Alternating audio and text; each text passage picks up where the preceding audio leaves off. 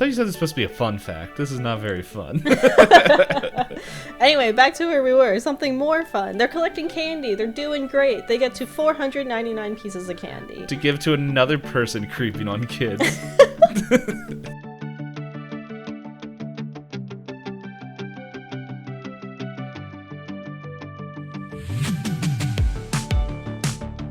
Hey everyone, welcome to another episode of Pointless Discourse with myself, Hoppocalypse, and Itisdpayne.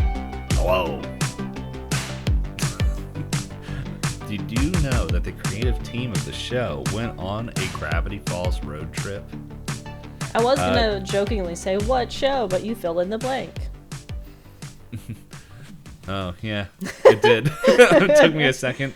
I was like, wait, what? But yeah, the creative team during season 1, between season 1 and 2, took a road trip to Oregon and checked out the tourist attractions, such as Mystery Trees and Confusion Hill. The trip inspired them to make The trip inspired the team to make inside the Mystery Shack similar to some of the things they've seen. I have no clue what these things are. I'm going to Google them. The tangents start early this episode. Yeah. Well, this is weird because it's like I Googled. Oh, no, it didn't even take me to Oregon. Oh, maybe I got to type in Oregon. Oh, there it is. No, yeah, they're like big, tall trees. That one has a wood squirrel on it. They look like they're like carved trees that are just really tall in a long forest, maybe? I don't know. And Confusion Hill. This better be confusing. Otherwise, I want my money back. I am also annoyed that apparently all of them take me to California every time I look it up. Okay, yeah, this just keeps taking the stuff in California. So I could see why it's confusing if they thought they were in Oregon and they're actually in California. You know, California's getting like hammered with snow. This year has been very weird for weather entirely. Yeah, it's North California, which is more nature-esque. Yeah, but I know there's just been a lot of like storms going through. Like my one coworker is in the Midwest. I think Midwest is the appropriate region to say. But he got like an ice storm where he said his trees were just covered in a layer of ice. Yeah. So, Hop, I have a question for you. So, we do have Christmas in July and all that stuff. But if you could do a Halloween in the summer, what would you want to have happen in it? Like, for example, which is a pretty important part of this one, the jack-o'-lanterns are all watermelons. Like, would you come up with summer-themed versions of Halloween stuff? Yeah, I'm trying to think of anything they didn't already cover well in this episode. Because I personally would not have thought to do jack-o'-melons. I was going to say water or lanterns, but that doesn't roll off the tongue so well. Water lanterns sound like a Final Fantasy item. Because, like, really thinking about it, there's not a lot of other quintessential summer stuff. The only other things I think of when it comes to summer are, like, grilling. But I feel like costumes and hot fires do not mix very well. It depends. Like, that was one of the things I was thinking of when I was watching this episode, was just like, man, it's the middle of summer. Like, I do understand that where this takes place, it is... I don't know. I think Oregon is... I can't remember if Oregon's north of us or not, but I think we're pretty even on the map, if you can trust that. Depending where it's supposed to be. I know Oregon can generally be pretty, what's the word? Temperate. Like, it's not always, like, extreme in the weather, depending where in Oregon it is. Yeah, so it was... But yeah, pretty much I'm thinking of this area, and like it gets hot like in April sometimes. And then in July, it's pretty much like you don't want to be outside. Yeah. Well, that and like at night it gets a little bit cooler, but it was just like. But then you get the bugs. Yeah. But like the one thing that was really sticking out to me was a lot of these costumes are heavier, like because it's for the cold, and it's just how much. Oh, don't worry. There are plenty of people that who use Halloween as an excuse to party. I'm sure they would enjoy a summer version, so they could wear their costumes and not be cold. Well, that would ruin the one line of Mean Girls, because then it would be 2 times a year they can. Oh, I forgot. It's wear lingerie. Yeah, I'm like, I know the basics. I know what the meaning of the line was. I forget what the line is, though. I'm trying to think. I can't think of my own answer, but do you have like, we've done a few streams where you have dressed up for Halloween, but is there like a costume that really sticks out for Halloween? By the way, everybody, if this is your first time listening to our show, welcome. But also, we are big Halloween fans, and yeah, we might have done multiple long-running series on horror and Halloween movies. We have a special feature after this is wrapped up. Yeah, that's been planned since last year. Yes. We just need to refine the list a bit. Yeah. But as far as... That's when we get into season 2 of this, when we actually have to, like, think of what we're doing next. I feel like I haven't done any big costumes in a long time over Halloween. I mean, like, I did used to do the Monster Prom cosplays when I would do the month of Monster Prom, and I would be the different characters. Because that was my first foray into using, like... cosplay like status makeup, and I don't really wear makeup on a daily basis, so me having to like figure all that out and have it actually cover skin, I was just like, this is more than I expected. I still have never figured out how to comfortably wear colored contacts, because I ordered colored contacts for not last year, the year before. And I opened the box, and then I double-checked, like, some reviews for the brand and stuff, and everyone's like, don't use that brand, it'll, like, get stuck in your eyes. And I was like, it's fine. Not today. Because, like, I saw some people as influencers saying, like, I use this brand, and then reviews going, like, I burned my eyes.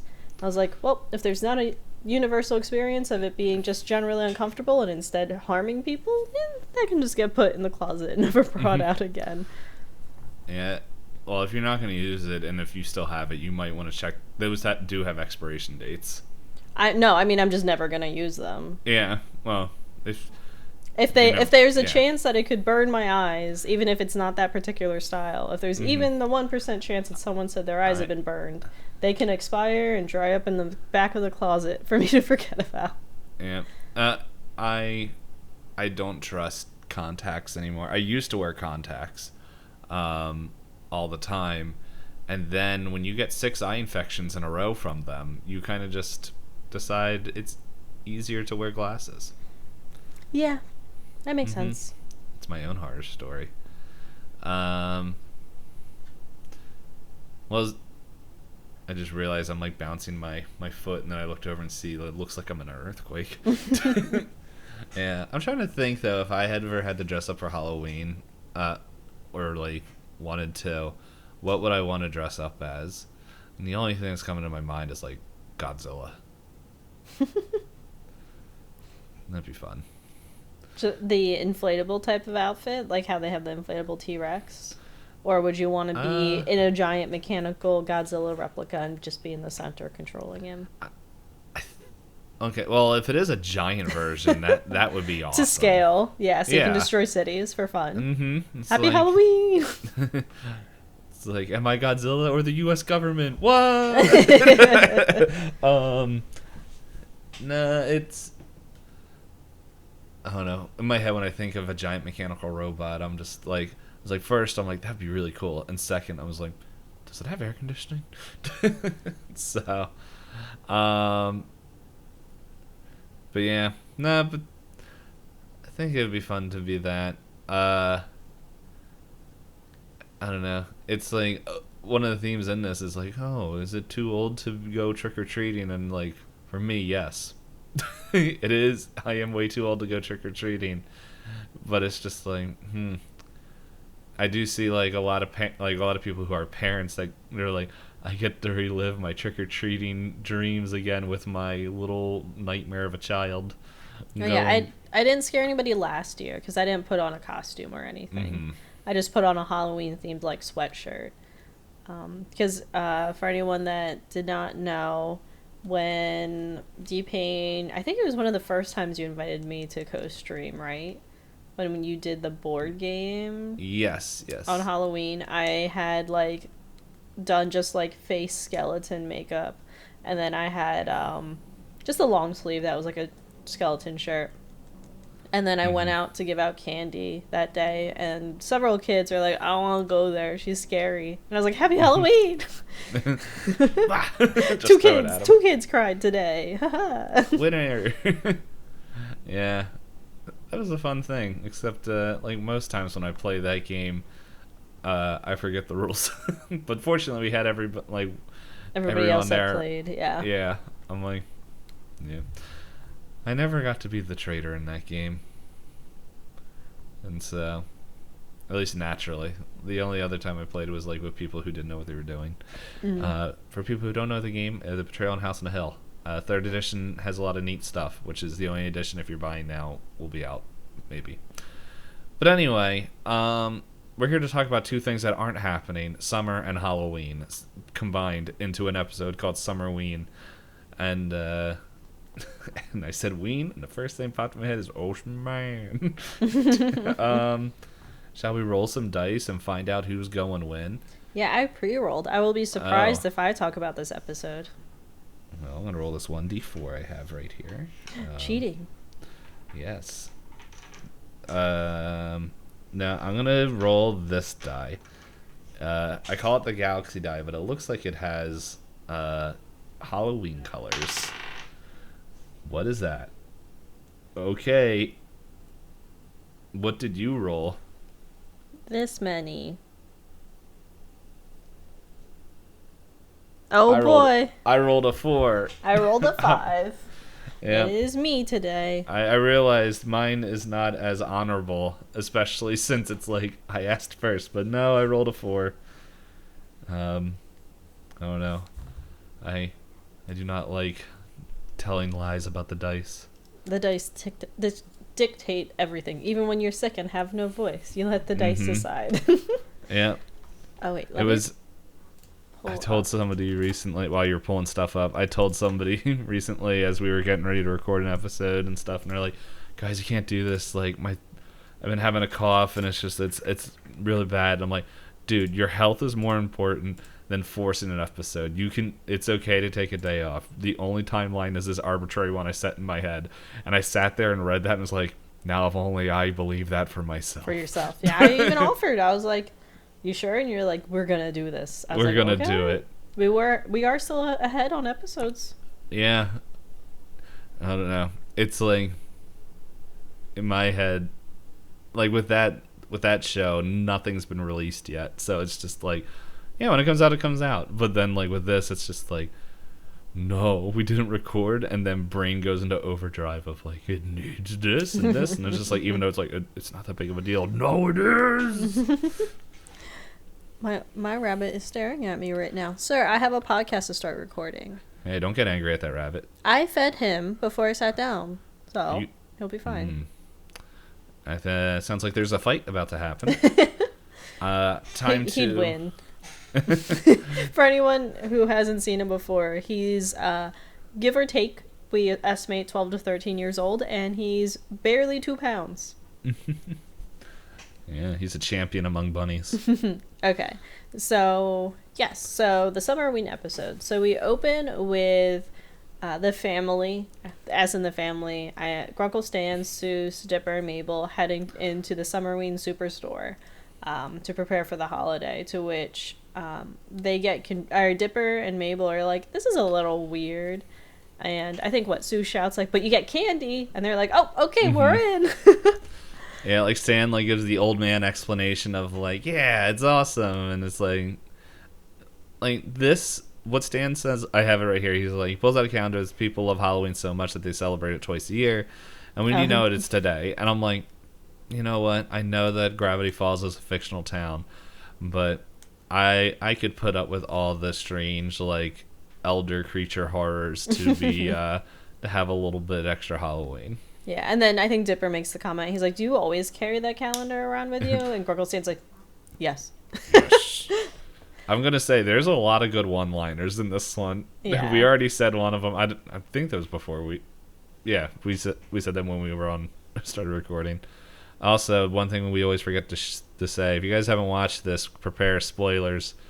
You guys had enough time now to watch most 3/4 of the episode. Apologize for any yawning. We're recording in the evening because, well, I said my weekend was going to be packed, and it ended up being less packed, and then I think my coming weekend is going to be packed. Anyway. You lied to me? I can't help when people cancel when I've already discussed with you plans. Anyway, so we'll figure that out. That sounds like a yes to me.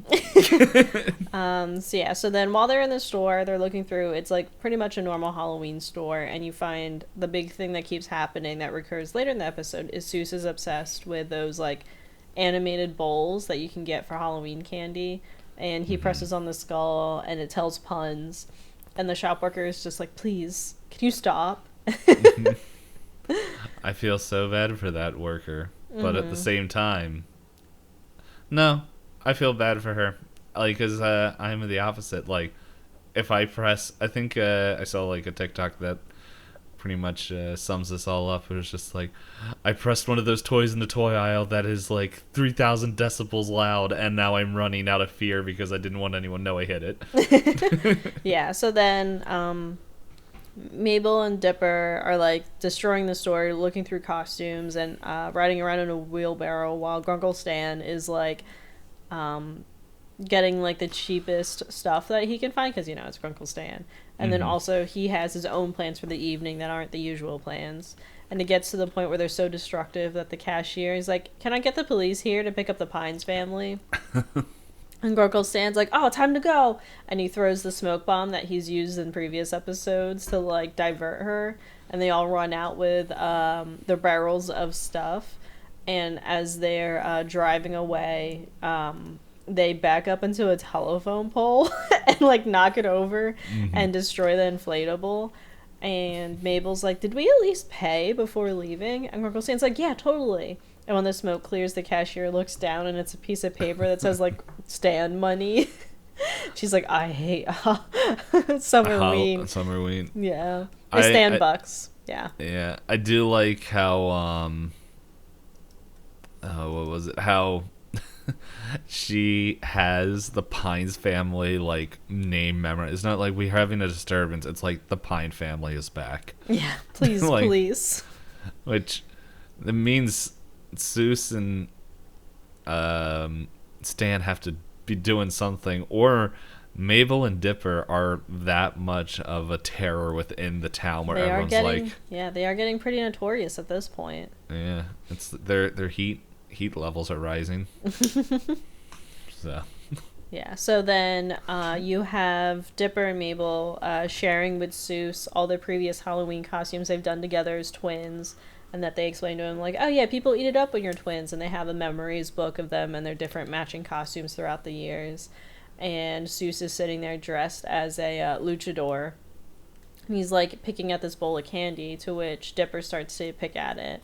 Dipper starts to point out that it's, like, really cheap candy and is like, oh, this stuff's gross. It's, like, weird brands I've never heard of. It's, like, what, Sand Pop, Mr. Adequate Bar, gummy chairs, and then they zoom in on the candy and there's chocolate discount or something like that, like very silly stuff. And during this, Seuss was explaining what the Summerween trickster is that eats kids alive that don't show the Summerween spirit, and Dipper is like, oh, whatever.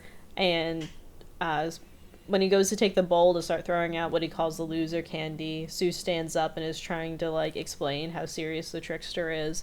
And Dipper is like, your cape is stuck in your underpants. And then just walks out. Oh man. Oh no, touche. Yeah, touche. As he eats more of the candy. Oh wait, I have it says here the names of the things that. Sorry, I was trying to find something on so I'm sorry if I Go ahead. I repeat any. So there's the Sand Pop, the Gummy Chairs, and Mr. Adequate Bar, and that's where it all cuts off because that's what he says. Let's see.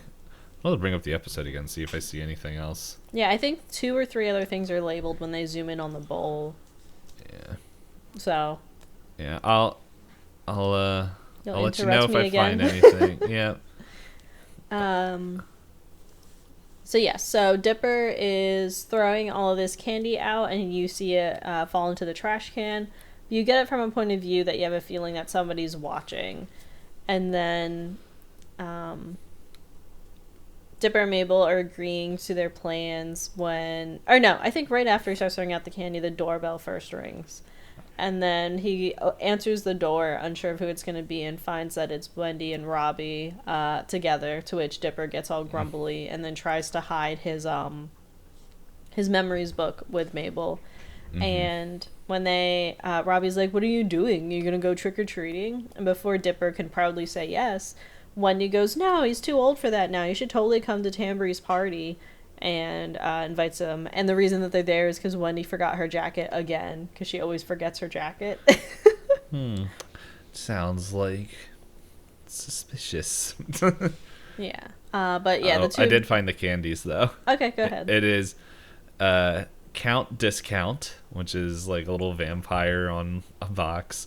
Homework the Candy. Mm-hmm. And then just a big pink box that says gelatin product.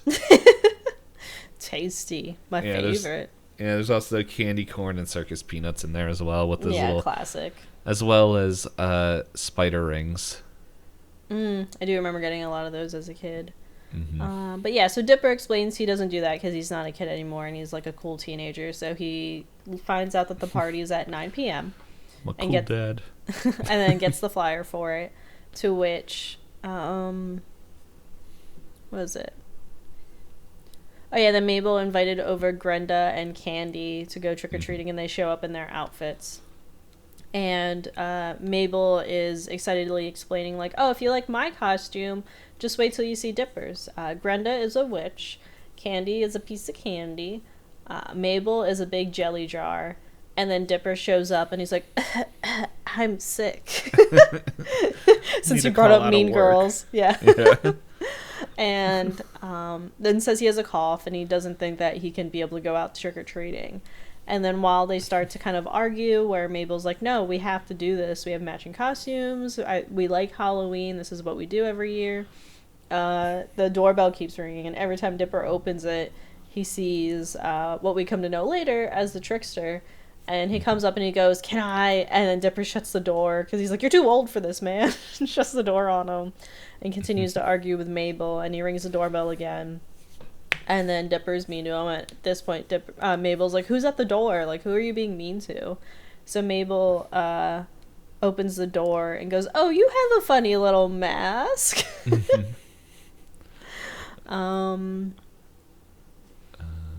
Yeah, and then... I think it's Go ahead. Yeah. Oh, yes. So then he walks in and he starts to threaten them, saying, like... What is it? If they don't gather and bring him 500 pieces of candy to him by the time the last of the jack-o'-melons has been put out, then he'll eat them alive. And then poor old Gorney just shows up and he's like, "Trick or treat." Yeah, that happens right before he tells them, because they don't take him seriously, because he's like, "Silence, you've insulted me, you must pay with your lives." And that's when Mabel's like, "What a cute little mask." And then funny am I, and then Gorney, "Trick or treat, my name's Gorney," and then boom, dead. Yeah, he just eats them whole, and Grenda's like, "No, Gorney!" He's like freaking out. Is this like the first time he's in there? Like, I don't remember him in any other episode. Apparently he's in season 2. But he's like in the background. He's in a couple episodes of season 2. Okay, so this is his first time in the show. This is like the only time I think it looks like he speaks. Okay. So yeah, so Oh, well, I found the name of the title for the episode. okay. So Mabel gets excited and she's like, "Oh, this means that." Mabel's like, "Oh, this means Dipper has to go trick or treating with us," and Dipper is like grumbly the whole time and then still pretending to cough. And they try to go to Lazy Susan's house first. Oh, and they bring Seuss along and they get a wheelbarrow to be able to hold all this candy. Mm-hmm. And Lazy Susan, before they get to this group, she's excitedly like, "Is everybody in costume?" And is like looking at everyone's costumes.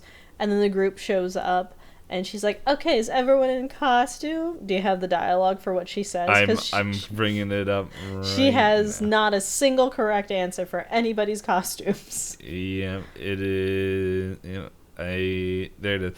Oh, everyone in costume? Chimney sweep? Looks like Grenda chimney sweep, Seuss, Elephant Man, Candy, Squeegee, Mabel, Ant Farm, and looks at Dipper. Oh, and what are you supposed to be? And he's like, I'm not actually dressed up like anything. And then he's all snippy, and she's like, oh. And gives them each one piece of candy, and they all check their candy and get loser candy. Apparently, everyone but Dipper. Oh, I missed that part. Me too, until I read it in the transcript. That's fun. That's a fun fact. Yeah, so Mabel essentially has to encourage Dipper to be like, "Look, if we're gonna do this for real, you have to put on the costume and like enjoy it and like ham it up and do like the twin thing." And eventually Dipper agrees to it, and Dipper at one point is like, "Are you sure this is gonna work?" She's like, "Yeah, trust me." So they do a little twin dance in front of a guy's house, and then they go twins at the end, and this guy who looks like a biker dude gets super happy and like dumps all his candy into their bags. It's very much, it reminds me of like the Grinch, as he's just standing there, and then it's like what we don't see is this heart growing 3 sizes bigger, but in a medically okay way. And and then he's just like, "Oh, here you go." Yeah, so then they proceed I do have to ask real quick, because like they're saying like all the bad candy, it's like Grenda gets the black licorice and Candy gets circus peanuts. One circus peanut. One circus peanut, that's right. And then 4 pieces of candy. So I have like a very clear memory of circus peanuts, and I'm like, I haven't had them since, which is probably why I'm like, the circus peanuts are like a fond memory in my head. Like, I don't know, I think it was like a texture thing I really liked, just like how they were like kind of chewy and all that and like compressed. But whenever I think of circus peanuts, I always remember being down at Ocean City, New Jersey, right after the beach, like coming back from the boardwalk or whatever, having circus peanuts, watching Yu Yu Hakusho. So it's all like a generally just good vibe. Yeah, because Yu Yu Hakusho is great. A side note, I'm actually working my way through Hunter x Hunter, and I do found love that show. I loved the comic or the manga, and I was like, why is this so, like, why do I enjoy this so much? And then I realized the creator of Hunter x Hunter is the creator of Yu Yu Hakusho. And I was like, oh my goodness, that makes sense. Another side note, because Hisoka's a little weirdo in the comic, but yeah, it's a whole lot worse when he's animated. Because he's moving, and he's giving him the eyes. But then there's noises. There's a lot of noises. There's a lot of noises, and it's just like... And then there's some focus shots that I'm like, I don't like his point of view. Can you stop looking at this boy as a child?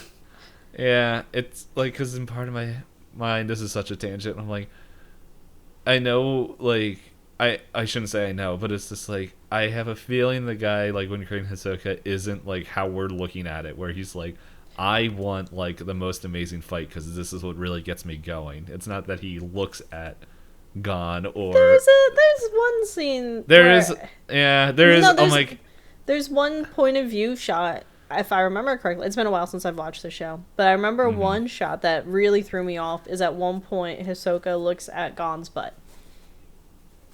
I might not have gotten, like, I've read it, everything up to but it's just like the way that the camera is cropped. It's like Hisoka looks down and it's literally Gon's butt, and I was just like, ugh, there's no confusing it anymore. Yeah, I might be getting there, or I just glance past it. Yeah. You want a really fun fact, speaking of this tangent? Sure, go ahead. Do you know what happened to the Japanese voice actor for Hisoka? He didn't go too deep, did he? He really got into character. Oh, no. There's a line I want to say from Tropic Thunder, but it's not socially okay to say it. You don't go full. You don't go full. I forget exactly what he was arrested for, but I think he was prowling playgrounds or something along those lines. I thought you said it's supposed to be a fun fact. This is not very fun. Anyway, back to where we were. Something more fun. They're collecting candy. They're doing great. They get to 499 pieces of candy. To give to another person creeping on kids. And they all separate to go, let's go find that last piece of candy. We have plenty of time. And Dipper's like, perfect, it's 8:30. I have plenty of time for my own activities. To which he sees a van pull up, which is noticeably Robbie and Wendy pulling up. So he tries to hide everything that visibly looks like he could have been trick-or-treating. Doesn't double check what's going on, just in a hurry. And he kind of just like awkwardly laughs and is like, no, I'm like just hanging out. I'll see you guys at the party. And tries to shoo them away. And when they get back, Mabel overheard the conversation and is like, oh, you didn't do this for us. You don't care about Summerween, and is very hurt by it. She's like, and where's the candy anyway? He's like, don't worry, it's in this bush. And they look into the bush, and there's a canyon into a river, and all the candy is spilled into the river.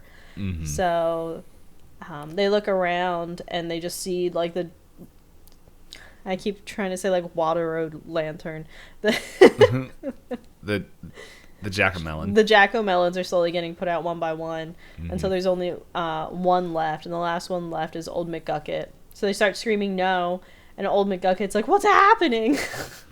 I'm Old Man McGucket. They're like, don't blow it out, don't blow it out. And he just keeps moving in animalistic ways, which is very entertaining. He's like looking up at the sky, listening to them.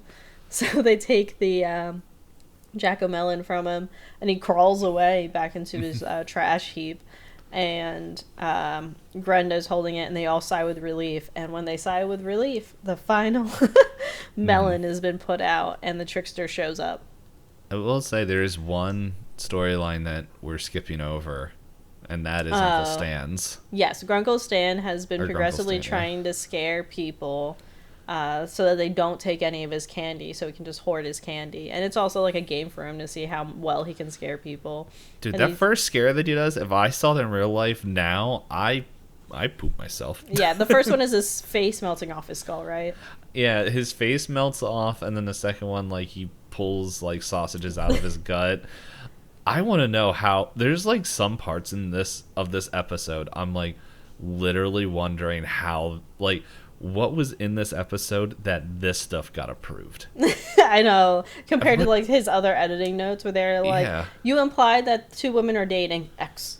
Well, like, there was one show, I can't remember what show it was, but they knew things were going to get marked out by the TV stuff, so they would purposely put in jokes that they knew would get marked so they could get their real jokes in. Unlike the second round of editing, they'd be like, okay, we already did the first pass through. Yeah. We're not going to look at these as closely. I don't think it's South Park, because they're just like... They get to do whatever they want. Yeah, they can do whatever we want. But I think it's something on Comedy Central. I remember hearing about it, and I don't feel like doing the research, because it's fine. Hey, if you know what show he's talking about, let us know in the comments or in a review, or DM us on Twitter. What, you think this is just a one-way street? Well, yes, it's been that way for a while. It's a one-way street filled by two people.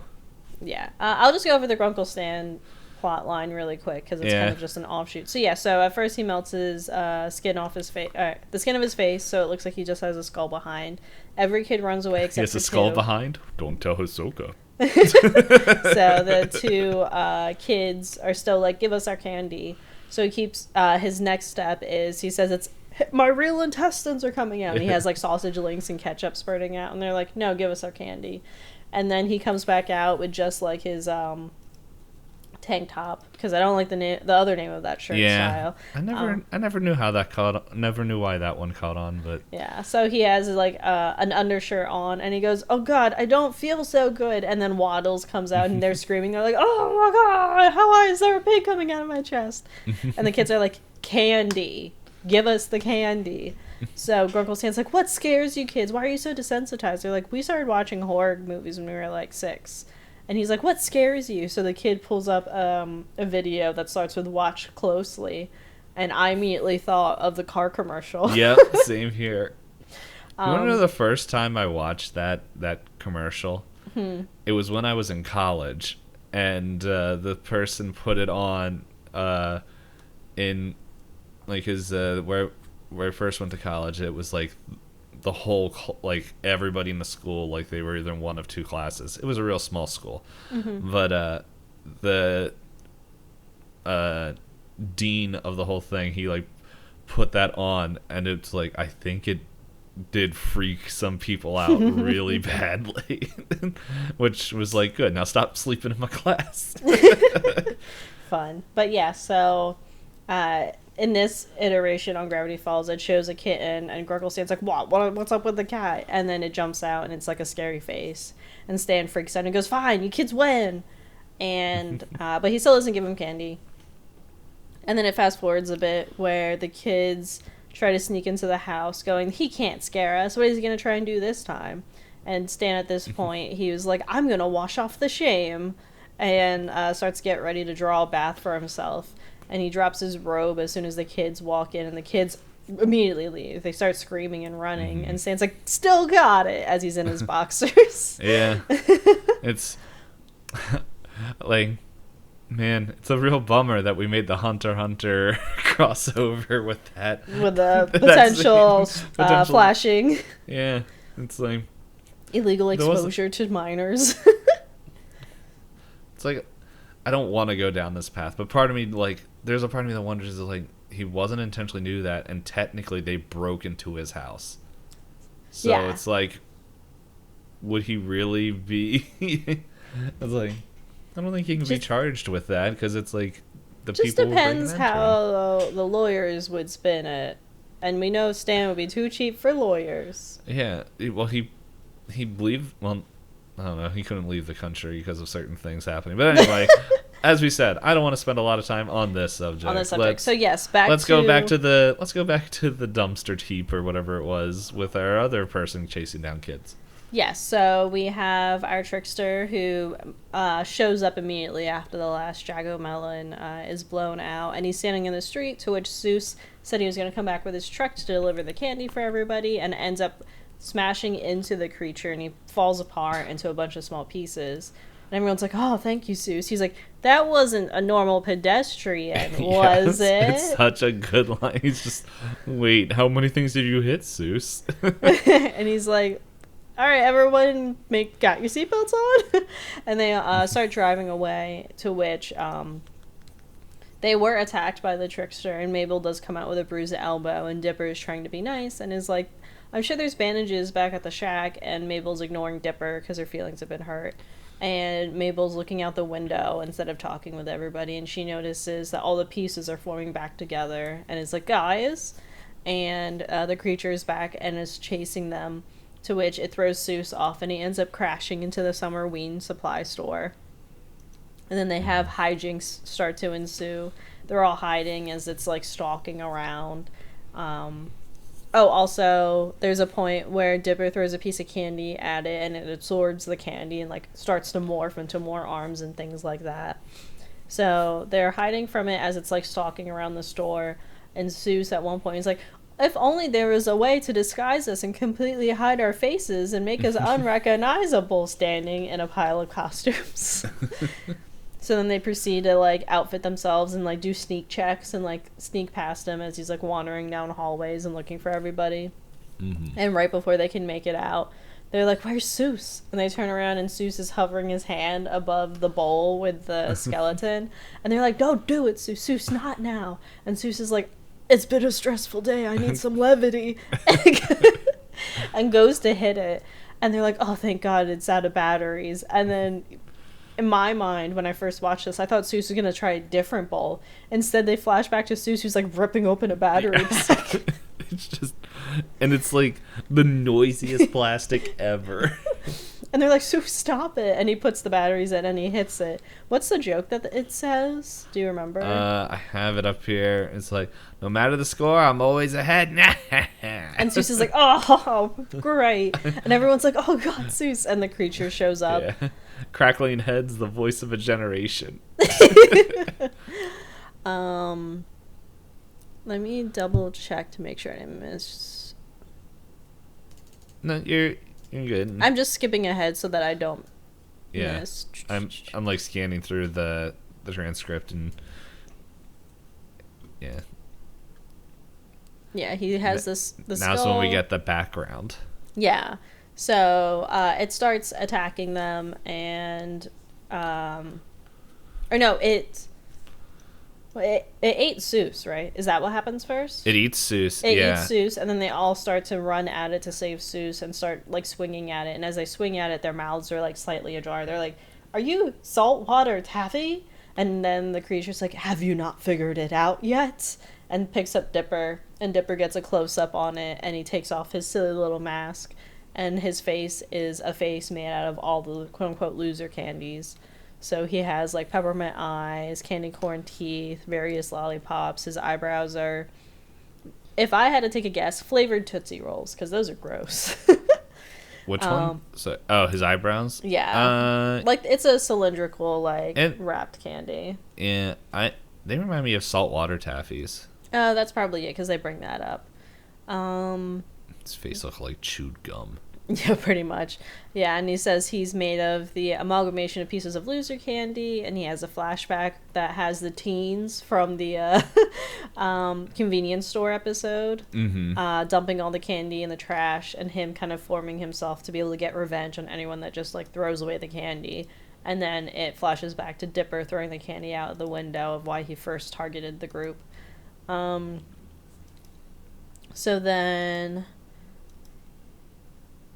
he goes to try and eat, the rest of the group, but then he starts to kind of, like, groan as if he's in pain, and then Seuss pops out and makes this, like, weird hamster noise, like, and, like, screeches on its way out, and he's like, you guys want some? And it's like, then the creature starts, like, barfing jelly beans and, like, freaking out and, like, falls over, and, Seuss is like, you taste great, and he's like, you think I taste good? That's all I've ever wanted. And Seuss is like, I mean, yeah, I'm eating you, so yeah, you're good, I guess. Sounds a little weird. Oh, yeah, he starts crying, like, candy corn out of his eyes. He's like, oh, that's making it a little weird. Yeah, just trying to see if I can find... Yeah, he's like, you think it tastes good? Yeah, sure, And then he's all I ever wanted to hear. He's like, crying's making it a little bit weird, but I guess I'm still eating. And that's when Gorny breaks out. He's like, sup, Gorny? I've been traumatized. Yes, so then they end up back at the Mystery Shack, and Wendy's already back from the party early, and she says that she's back because it was kind of lame, and that Robbie had eaten a lollipop stick first and had to go to the hospital. How do you do that? Why do you do that? Oh, like, I interpreted that it was an accident, but he could have thought he was being cool. He's like, watch me do that. Remember the group? They all do the, like, they bully, what's his name? The guy that drives them around everywhere. Thompson. Yeah, Thompson. And you guys still punching the roof? But Dipper confidently says he went trick-or-treating with Mabel, and Mabel also explained that she was upset. I think I missed that part earlier, where Mabel said that because they're getting...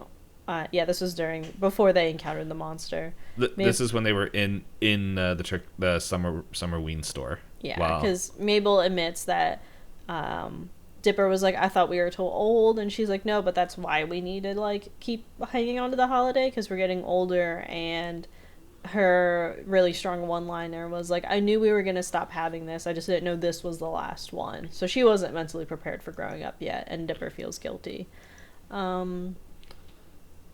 Let's see, what else? In the end, working 9 to 5. Yes, I do love that bit, but towards the end of the episode, Dipper and Mabel are like, man, we went to all of these houses and collected all this candy, now we don't have any. And Stan's like, I have candy, because he took it from the kids that ran from the house. Mm-hmm. And then go and start watching the movie marathon, which is just black and white screaming lady and little alien puppet.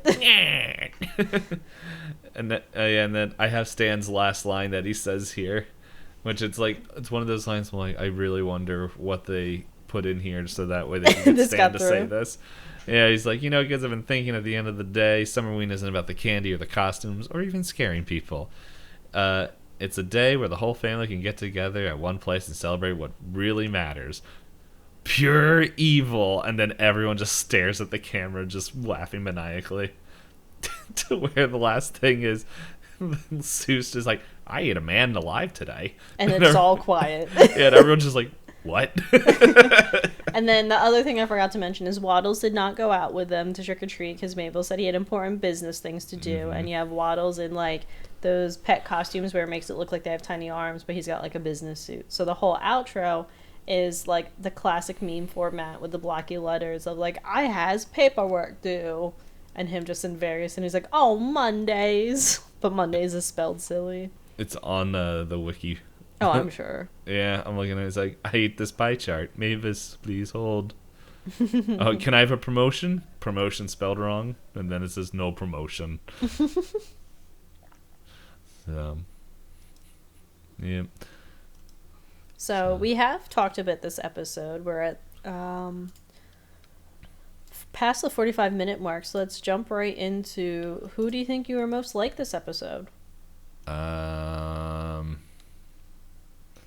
Most like. Alright, so I guess an overview of it. You have Dipper, who thinks he's too old to do the fun family stuff. Mabel, who's trying to hold on to Her the youth. past. Yeah. Grunkle Stan, who's just there to terrorize people. Seuss, who's just literally oblivious. He's doing his best. Yeah. We have Gorgie. No, Gorgie's that's from Black Cauldron. Gorney. Gorney, yeah, who's eaten. You have Candy and I'm blanking on Grenda. Yeah, like as soon as I saw her name, just like trying to be good friends. The trickster. The trickster who is just traumatized. Yeah. Yeah. Baby, don't hurt me no more. And let's see. Wendy, who's just like just trying Sticking to have up a for good Dipper. time. Yeah, sticking up for Dipper, but she's like overall she's like, she just wants to have a fun time. The second time I'm watching, I'm like, you know what? I think Wendy's not like the best person to have as a girlfriend because she doesn't seem very committed. But then again, we only see like snippets We of that also relationship. know that she's had like at the 82. age of 9. Yeah. So it's like it's just one of those things. I'm like, and yeah, well, Rodney's himself. And then Lazy Susan is picky about the holiday. Yeah. McGucket is again lost in his own mind, so it's fine. If I was gonna go off straight stuff tonight, it would be McGucket because of the way my brain is just wired. We also have Wendy's dad and her brothers dressed as Vikings attacking houses. Just like, get that candy, boys. Oh, wait. We did forget the one thing. I'm blanking on his name. I know he's on our list. Toby Determined. Oh, that was a very good scene. Yes, because they trick-or-treat at his house, and he opens the door, and they go, oh, God, oh, that mask, it's horrifying. He's like, no, it's just my face. And he's like, this is a mask. I'm like, oh, okay. And that's better. It's an improvement. He just cries. Yes. This one's tough, because it's like, yeah, Waddles doesn't even do anything. He's just there. Businessman. He's just doing his own thing. He participated in the stunts with Grunkle Stan. Yeah. I do enjoy him plopping out of the shirt, just like... Yeah, he's just like, yeah, whatever. Okay, I have to go with the first thought of pretty much of how my brain is. I'm McGucket today. I had to move my keyboard closer. So, all right. how and then about who would you? how about you? Who are you most like? So I'd say, out of the way everybody was, I'd say I'm probably Mabel, because I think I went trick-or-treating at one point when I was 15. Not so much for memories or anything nostalgic, but for Just free wanted candy? stuff. Well, there's one house in my neighborhood before, the news was like, they pull out razor blades and apples. There was a house in one of my neighborhoods that was, they had cookies and hot apple cider. And they didn't care how many times we came back to the house. So, like, when we started to get cold from being outside, we were like, can we have some more cider? They're like, yeah, we have more cider. And they had the, like, hot thermoses outside, so it was nice. And then when I was younger, I didn't live in a nicer neighborhood. And then my friend had a friend that lived in a nice neighborhood. So we all got together in a big group because we were like, they give out whole candy bars in this neighborhood. So, like, I have good memories of going trick-or-treating, and I did enjoy it for as long as I could and try and stick to it. I did also wear elaborate costumes growing up, but not because I wanted to, but I feel like my family was like, oh, look, you look so cute in your costume. And I'm like, why is this so heavy? They're like, shh, you look like you're a Star Wars character. And I'm like, I've never seen Star Wars. Oh, you asked me earlier about a Halloween costume that sticks out to me. There's only one year I ever won a Halloween costume award for, like, creative costume or whatever. I was in elementary school. I had broken my wrist bone, so I had a cast. So my family decided that I was going to get, like, a cheesy rock star outfit, like, celebrity thing, and we said that I was a rock star that fell off stage.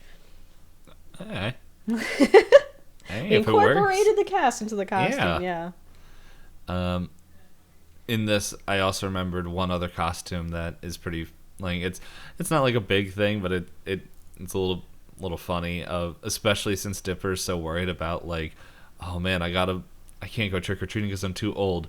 Because in the beginning, we see Sheriff Bubbs and Deputy Derlin dressed as each other.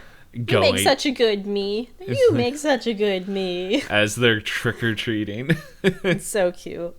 So who is your favorite this episode? Gordy. Yeah, I think that's an easy one for both of us. Yeah, it's you're a cute character that has a silly, adorable voice, and all you do is say two lines that are hilarious. Like, they're not that they're hilarious on their own; they're just well timed. The first one is just perfect timing. The second one, I think, is funny in any context. Oh yes, just like trick or treat, I want Gordy. Boom, gone. And everyone's like, oh my god, what just happened? Yeah, get on Gravity Falls level, Game of Thrones. Big shock factor.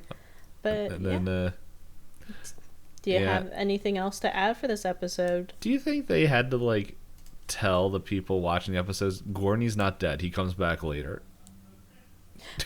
So for me, in my brain, I got a little confused what happens to Gorny when he disintegrates and then comes back together when he gets run over by the truck. Yeah, maybe he's in a big clump. Hopefully, because, like, I knew what was going to happen at the end for it being a rewatch, and I saw it disintegrate. I was like, where's Gorny? Yeah, I forgot that Gorny was eaten until he comes back out. But there's another, like, thing that I noticed because, like, the trickster says, oh, I'm not going to go eat you guys until the last Jack-o'-melon's light goes out. And it's like, yeah, all of them went out. But then, like, we flash over to the Mystery Shack where the kids are like, we're going in here. And Stan has a jack-o'-melon still lit on his porch. And so it's just like, well, he deserved to lose. But, yeah, I don't know. It was fun. I saw what the episode is next, and that will be another fun watch. And like always, but I also Hulu tricked me because I was like, how far are we in this episode? And I was like, wait, we only have 5 episodes left. And then it's like I scroll a little bit farther into, like, the next 8, or not 8, but like 4, like, loaded in. I'm like, Oh, okay, there they are. So, but nah, this was definitely fun. Can't think of anything else off the top of my head. So yeah, till next time. Bye.